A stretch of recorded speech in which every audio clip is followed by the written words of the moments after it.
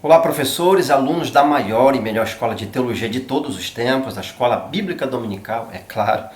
Paz do Senhor Jesus a todos vocês. Hoje estaremos estudando a quinta lição do nosso terceiro trimestre, que tem como título O Reinado de Acasias.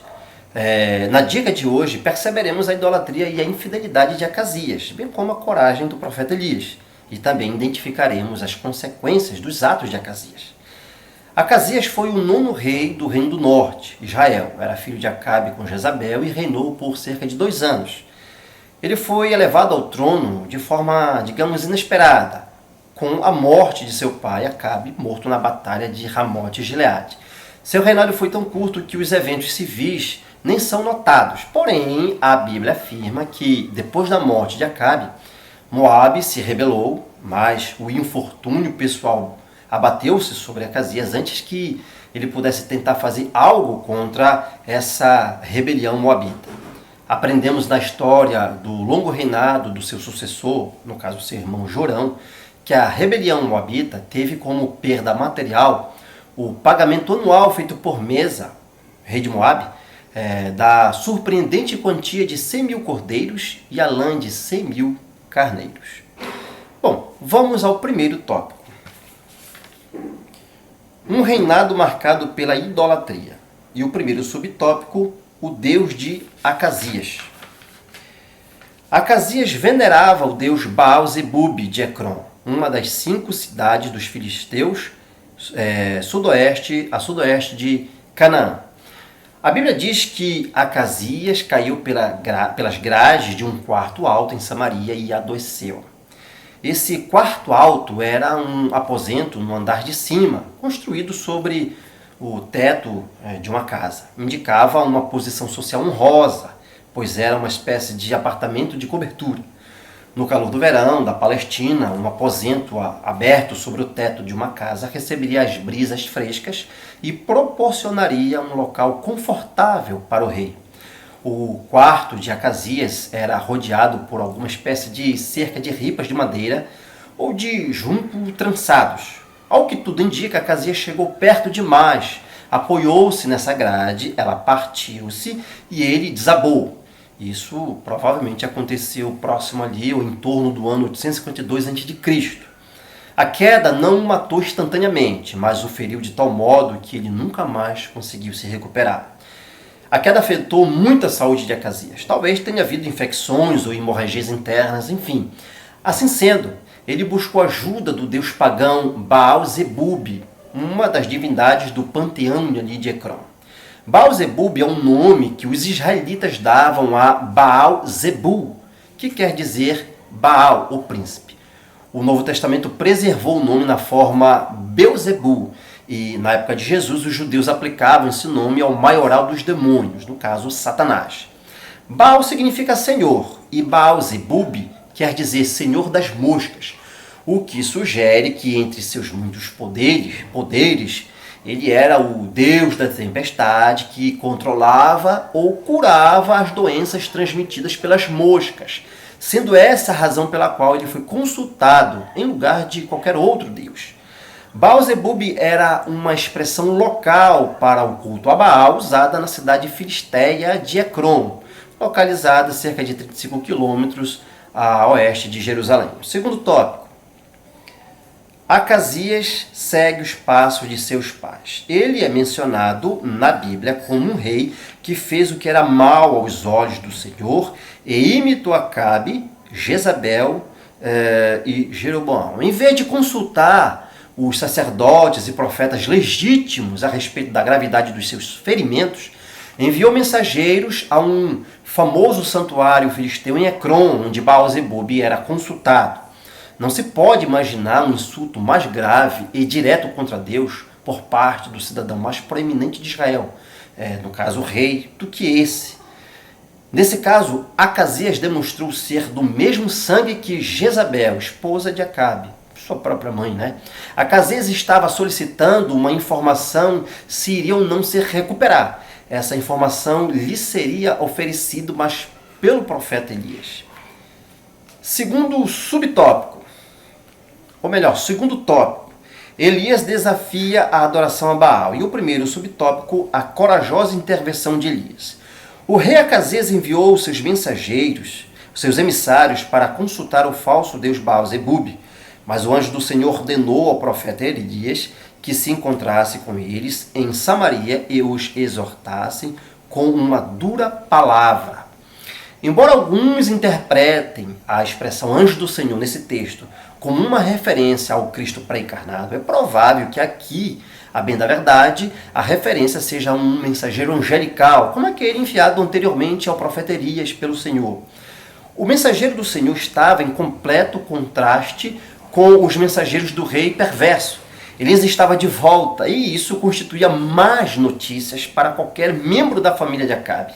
A queda completa e a destruição da dinastia de Acabe, nesse caso a terceira dinastia que governou Israel, havia sido profetizada. Elias tinha sido o agente dessas profecias. Agora Acasias tinha a má sorte de entrar em contato direto com esse temido profeta do Senhor.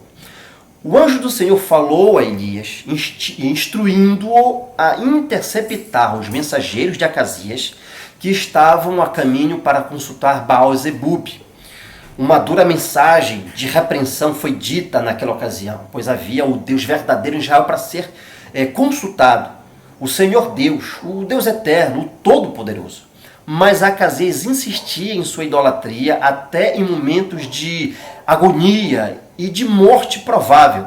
Ele seguia os maus caminhos exemplificados por seus pais, Acabe e Jezabel. Acasias, sem dúvida, sabia que Elias sempre trazia uma mensagem triste para o seu pai. Ele queria ouvir falar em esperança e não em desespero. E Elias não era um bom profeta para lhe dar esse tipo de palavra. Segundo subtópico, a resposta de Elias aos soldados do rei. Quando o rei ficou sabendo da profecia de Elias, enviou em 3 ocasiões diferentes um oficial com 50 soldados para conduzir Elias ao palácio. Acasias tinha mandado seus mensageiros obter uma mensagem de um oráculo pagão. Isso nós já falamos. Mas antes que os mensageiros pudessem chegar em Ecrom, um oráculo verdadeiro lhe foi dado, o que constituiu uma surpresa para ele. Deus foi a fonte originária da amarga mensagem. Acasias estava então em seu leito de morte. Nenhuma recuperação era possível. Talvez Acasias sobrevivesse aos efeitos da sua queda se tivesse se voltado para o Senhor e seu profeta. Mas a decisão do monarca de buscar ajuda em seu culto idólatra anulou qualquer oportunidade de misericórdia da parte de Deus. O castigo do Senhor para Acasias, por ter consultado um falso Deus em vez do verdadeiro Deus, era que ele não se recuperaria dos ferimentos que foram consequências da sua queda. Acasias logo compreendeu, devido à descrição da figura do profeta, que se tratava do temido profeta Elias. Um pequeno destacamento foi enviado pelo rei sob as ordens de um capitão. A tarefa deles era alcançar Elias no caminho e pedir-lhe que fosse a Samaria visitar o rei. É de presumir-se que o pobre capitão tentasse fazer o profeta dar-lhe uma mensagem mais otimista. O rei não estava preparado ainda para morrer, ainda era um homem muito jovem, era rei, tinha muitas coisas pelas quais deveria viver, planos a cumprir, cidades a fortificar, guerras a combater. O grupo de soldados encontrou Elias. Eles chamaram Elias de homem de Deus e pediram que voltasse com eles a fim de entregar pessoalmente a mensagem do rei. O rei tinha deixado uma ordem, Elias teria de cumprir. Caso contrário, teria de ser levado ao rei à força. Mas a ameaça deles, apesar de velada, logo foi respondida com fogo descido do céu. Os deuses da tempestade do Antigo Oriente Próximo costumavam transportar raios e relâmpagos, que eram seus instrumentos para enviar fogo. Os reis assírios desse período, século 8 a.C., falam dos deuses como uma chama ardente, enviando fogo adiante deles. O fogo provocado pelos raios era uma de suas principais armas. O homem de Deus fez descer fogo do céu sobre o grupo de 50 soldados e destruiu todos eles. Essa foi a segunda vez que Elias tinha usado fogo. A primeira vez ocorreu no Monte Carmelo, quando ele desafiou os sacerdotes de Baal. Na segunda vez, os 50 soldados enviados com seu capitão, a fim de tentar persuadir o homem de Deus a vir a Samaria para falar com o próprio rei, também foram mortos com fogo descido do céu. O terceiro grupo de 50 soldados com seu capitão foi enviado com idêntico propósito dos primeiros grupos. Mas esse terceiro grupo fez um apelo pela vida deles, humilhando-se perante o profeta, pedindo para não serem consumidos por aquele terrível fogo que descia do céu. Eles salientaram que a vida humana é preciosa e solicitaram que a vida deles fosse considerada dessa maneira pelo homem de Deus. Essa consideração salvou o terceiro grupo de 50 soldados. Por bondade e misericórdia, o Senhor ouviu aquele sincero clamor e ordenou ao profeta Elias que os acompanhasse até o palácio, em segurança. Terceiro subtópico, um ministério de fogo. Elias pode ser chamado de profeta de fogo. Isso porque durante o ministério do profeta Elias, ele exerceu o seu ministério durante os reinados de Acabe e Acasias, o oitavo e o nono reis do Reino do Norte, ou seja, Israel. Não esqueça e nem se confunda, porque estamos no reino dividido, tá bom? Israel, o reino do norte, é agora composto de apenas 10 tribos do norte. Por isso o nome Reino do Norte. Pois bem, Elias foi contemporâneo de Acabe e Acasias. Seu ministério abrangeu cerca de 23 anos, ou seja, desde 874 a.C., que foi o início do reinado de Acabe, até 852 a.C., que foi quando Acasias morreu. Durante esse tempo de ministério, Deus se utilizou do fogo por 5 ocasiões. No Monte Carmelo, por ocasião do desafio com os profetas de Baal, quando Deus respondeu sua oração com fogo e consumiu o holocausto. Isso foi logo no início do reinado de Acabe. E também bem no início do ministério do profeta Elias, isso em torno do ano 870 a.C. No Monte Horebe, por ocasião da fuga do profeta, quando a seca havia terminado e Elias precisou fugir de Jezabel, pois ela queria matá-lo, então Elias caminhou cerca de 500 quilômetros de Jezreel até o Monte Horebe. E ali, temeroso, ele é repreendido pelo Senhor, que faz passar um fogo perante o profeta. As duas outras ocasiões foram já próximas do fim de seu ministério, em torno ali do ano 852 a.C., quando Acasias, então, manda 3 pelotões em busca de Elias, sendo que os 2 primeiros foram fulminados com fogo do céu. E por fim, a quinta associação do fogo com Elias marca o fim do ministério do profeta. Isso se deu por ocasião da separação de Elias e Eliseu, quando Elias subiu ao céu e Eliseu o substituiu no ministério profético. Terceiro tópico: a doença de Acasias e a sua morte. E o primeiro subtópico, o julgamento do Senhor contra Acasias. Por consequência de sua obstinada idolatria, Acasias estava sentenciado à morte. Podemos observar 2 aspectos em relação ao reinado de Acasias. Primeiro, ele continuou com o depravado culto aos bezerros que Jeroboão I realizava em Betel e em Dan. E em segundo lugar, ele mesmo era um adorador de Baal. Ele encontrou as pessoas que Acasias enviou para interrogar Baal-zebub nas proximidades de Samaria, do lado de fora da cidade. Sua pergunta da parte do Senhor foi dirigida diretamente contra Acasias. Não há Deus em Israel? Elias ficou profundamente perturbado pela escolha de Acasias de procurar a Baal e não a Deus. Os mensageiros enviados pelo rei podem ser entendidos como possivelmente profetas de Baal, o tipo mais provável de indivíduos que inquiriam Baal-zebub sobre a recuperação de Acasias. Mas, por causa de seu pecado e atrevimento, havia uma única mensagem para o rei a respeito da recuperação de sua saúde. A palavra de Deus, através de Elias, era: certamente morrerás. Segundo subtópico, a determinação de Elias e a morte do rei.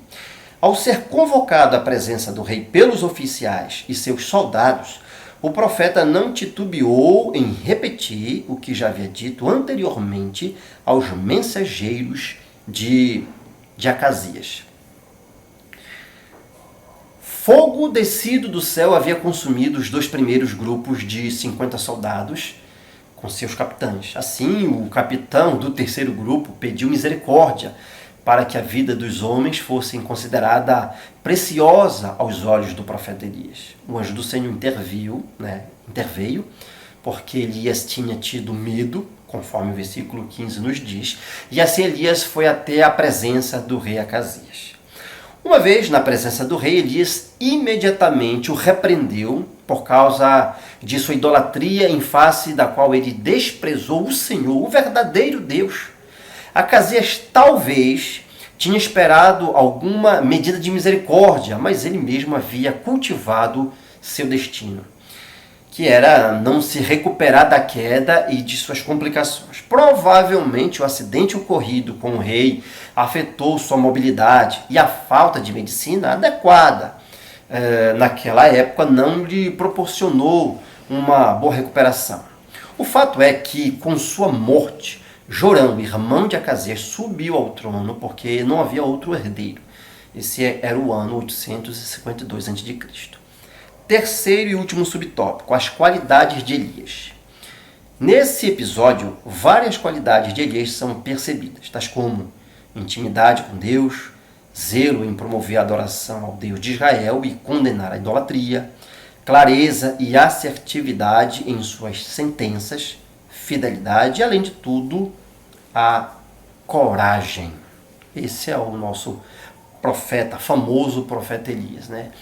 Elias, que significa meu Deus é Jeová, reflete seu caráter, um homem totalmente dedicado ao Senhor. Devido a esse compromisso, Deus pôde usá-lo poderosamente. Sua biografia é uma das mais coloridas e excitantes da Bíblia Sagrada. Elias era um homem de grande resistência física. A sua coragem em correr diante da carruagem de Acabe, desde o Monte Carmelo até a entrada de Jezreel, demonstra a sua excelente condição física. A sua devoção sem hesitação ao Senhor Deus o fez um ousado porta-voz para que o que é reto. Ele não fugiu das denúncias vigorosas de ações de reis hostis, nem se dobrou diante da oposição fanática dos sacerdotes de Baal. O lado humano de Elias é evidenciado em sua fuga da vingativa Jezabel, quando ela enviou sua mensagem que tiraria a sua vida. A combinação da zelosa bravura e a derrota humana dá um maior peso ao poder da oração exemplificado nesse homem de Deus.